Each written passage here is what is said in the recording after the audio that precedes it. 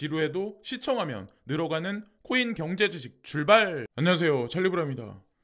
주말로 넘어가면서 하락세가 더 깊어진 현재의 상황이라서 거기다가 호재거리 뉴스는 아무것도 안 나오기 때문에 아마 더 심리적으로 지치실 거라고 이제 저는 생각을 해요. 그리고 특히나 이제 가격 확인을 자주자주 하시는 분들 같은 경우는 아마 더 멘탈 관리 하시기가 더 힘드실 거라고 이제 저는 생각을 합니다.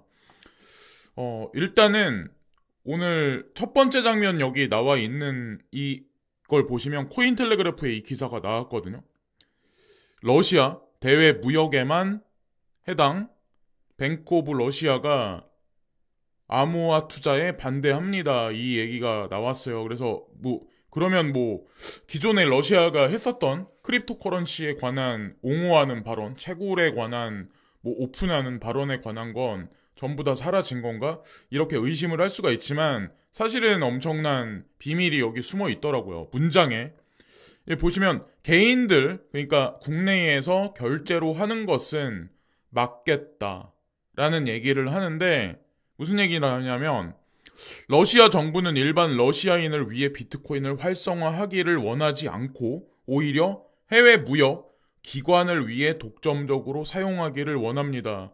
이 얘기가 나와요. 그러면 가장 최근에 중국의 GCC와의 5일 거래에서, 무역 거래에서 거기서 위에나를 쓰겠다라는 얘기를 했었죠. 그러면 그 발언과 이 발언을 같이 겹쳐서 보시면 러시아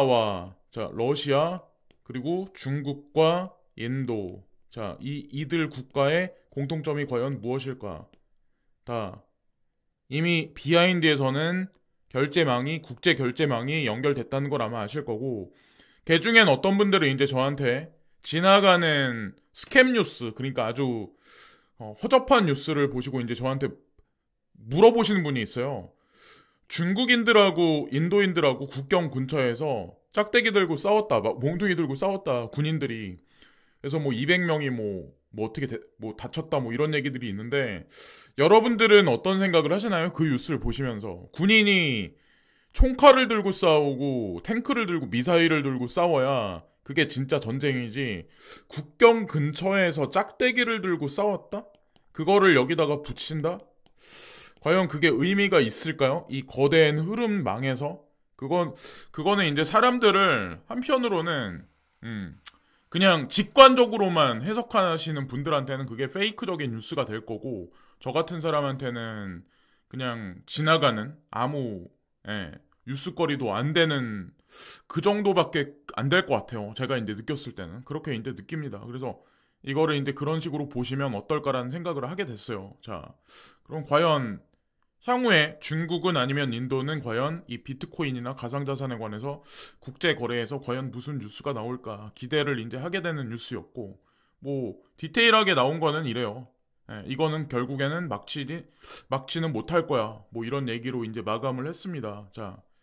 그건 따로 이제 코인텔레그래프에 보시면 이제 자세한 얘기가 나와 있고, 12월 16일 날 일본 최대 전력회사 도쿄 전력 비트코인 채굴 나서 이 뉴스가 나왔어요. 그래서 이 뉴스를 보시면 이게 당장 이런 건 아니지만 일본 최대 전력회사가 잉여전력을 비트코인 채굴을 나선다? 그리고 제가 몇 달 전인가 기억을 하는데 정유회사 중에 엑슨모빌인가? 그 회사가 잉여가스 같다. 그 가상자산을 마이닝한다 이런 얘기를 본 적이 있었거든요. 그냥 과연 이게 그냥 실험적인 태도인가? 과연 이들이 생각하는 건 과연 무엇일까? 이걸 한번 생각해 볼 시점인 것 같고, 이거는 미국과 한국의 어떤 그런 거를 이제 볼 수가 있는데, 근데 제가 한국 같은 경우는 미국하고 서서히 멀어지기 시작을 할 거다. 그리고 일본도 앞에서는 같이 동조하는 것 같지만 이면에서는 다른 길을 가려고 준비한다라고 여기까지 가려면 좀 시간이 걸리고, 일단 한국 같은 경우는 미 조지아 공장 어떻게 할까? 셈법 복잡해진 현대차라는 이런 얘기가 나오잖아요. 아시죠? 인플레이션 반대법인가? IRA인가? 그것 때문에 6조나 들여서 미국에다 공장을 지었죠. 근데 거기 그 계약 조건이 미국인들을 채용해야 된다. 그리고 액수 얼마 이상 팔아야 된다. 이런 얘기가 나오는데 지금 현재 경기가 하강 국면으로 들어가면서 그 판매량이 급감하고 있는 현재 상황이에요. 이런 상황에서 현대차가 실이익을 추구할 수 있는 명확한 방향성이 모호해진 현대의 상황에서 더 이상 전진하기가 애매한 상황이라는 거죠. 이건 아마 반도체도 아마 비슷비슷할 거예요. 예. 그래서 한국은 결국에는 결정을 할 겁니다. 자국의 이익을 위해서. 자, 어쨌건 뭐 돌아가는 뭐 향후에 돌아올 이 대관에서 이제 저는 그냥 제가 아는 한도 내에서 이제 말씀드리는 거고, 요즘에 이제 집값 얘기를 상당히 많이 나오죠. 그래서 아마 대출을 많이 받아서 집을 사신 분들 같은 경우는 좀 힘드실 텐데, 고금리 시대 부동산 빙하기 집 언제 팔고 사야 하나 이런 얘기, 이거를 100% 알 수 있을까요 우리가? 100%? 그냥 내가 지금 이럴 때 집 없으신 분이 자기 그냥 한도 내에서 필요하면 적당한데 사는 거고, 그냥 적당한데 그냥 사는 거지, 이거를 자산으로 뭐 여기서 범핑을 해서 나는 뭐 30억에 뭐 무슨 아파트를 사서 이걸 100억에 팔 거야, 이거는 이런 시대는 지났다는 거죠. 가뜩이나 인구가 감소해가지고 학교들 보면 요즘에 그죠, 재학생들이 계속 감소하고 있고, 선생님들도 점점 필요가 없어지고, 교수님들도 예전 같지 않은 그런 시대로 점점 들어가는데, 그 근방에 있는 상권들도 다 무너져가고 있는 현재 상황인데, 이게 그냥 단순하게 이번에 단기적으로 뭐 지금 뭐 스태그플레이션이 와서 이런 일이 저는 일시적이라고 저는 생각 안 해요. 이게 부동산으로 향후에 앞으로 50년간? 앞으로 다가오는 긴 스트림에서 과연 이게 자산 가치의 인정을 받을 수 있을까? 차라리 NFT를 사고, 차라리 가상 디센트럴 랜드 같은데 부동산을 가지고 있는 게 아마 현물에서 부동산을 가지고 있는 것보단 낫지 않을까. 그리고 뭐 서울에서도 아주 특정 지역, 아주 가운데에 있는 아주 특정 지역 빼고는 제가 봤을 때는 그렇게까지 뭐 그냥 뭐 내가 그냥 거주하는 집, 그냥 이런 생각으로 하시는 게 편하지 않으실까 생각을 해요.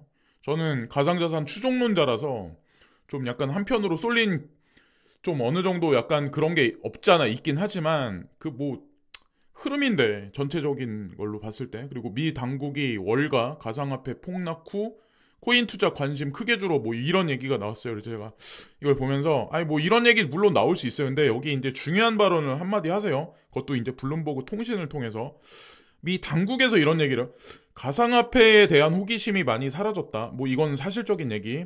여러 은행들이 가상화폐 시장에 뛰어들고 싶다고 한다면 경악할 것. 이 얘기를 이제 반대로 한번 해석을 해봐야 돼요. 여러 은행들이 가상자산 시장에 뛰어들려고 준비한다라고, 저는 이제 이 기사를 그렇게 해석했거든요. 참고로 우리나라 국민은행, 신한은행이나 아니면 농협이나 이런 데 같은 경우 비하인드에서는 뭔가를 지금 준비한다라고 알고 있거든요.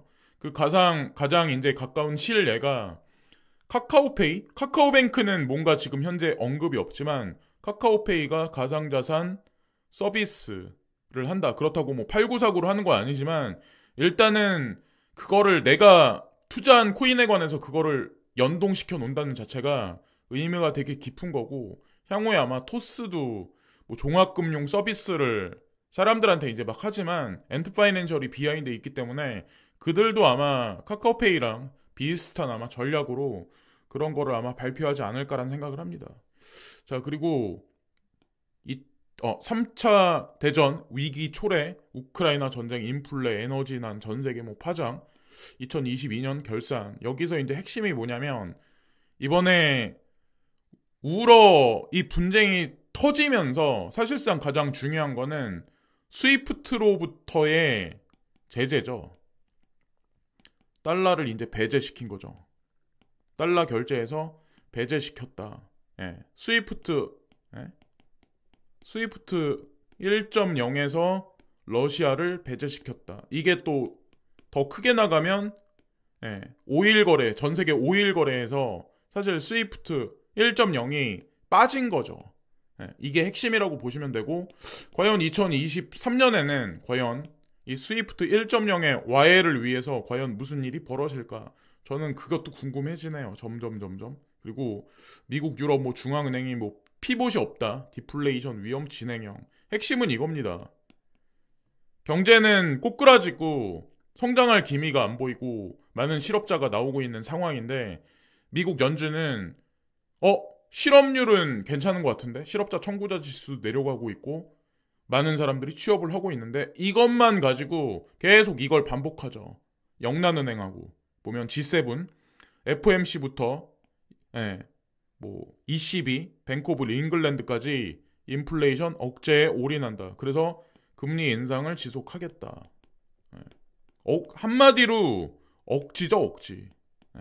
이렇게 한다고 해서 인플레가 그렇게 가라앉을까?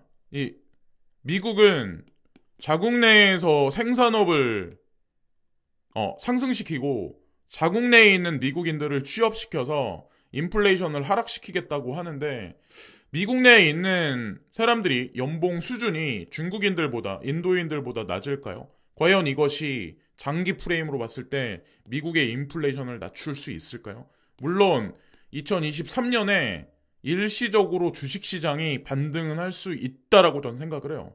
일시적으로. 그런데 아마 미국의 주식시장은 GDP, GNP는 장기적으로 수년간에 하락할 가능성이 상당히 높습니다.